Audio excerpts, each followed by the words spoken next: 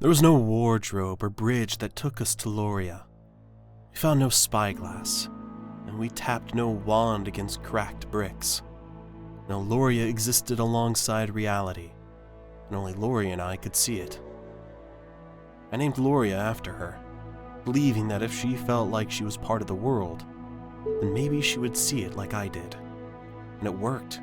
She eventually saw Loriya. But for me, Loriya always existed.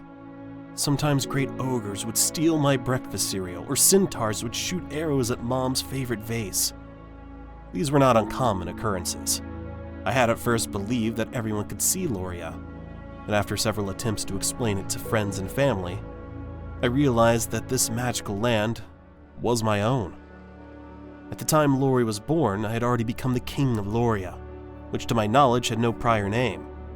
I ruled thousands of acres of rolling fields, had hundreds of servants, and commanded an army of brave soldiers, cunning mages, and mystical creatures. Once my little sister began to talk, I shared tales of my world with her. Every night before bed, she would look at me half amazed and half confused as I told her of the red ocean where the wisest creatures, the mermaids, lived, of the great oak where the elves, masters of archery and magic, worshipped the gods, and of the giants, lumbering, bloodthirsty brutes who lived in the mountains and feared only the now extinct dragons. She told me one day that she wanted to see, and so I made her see.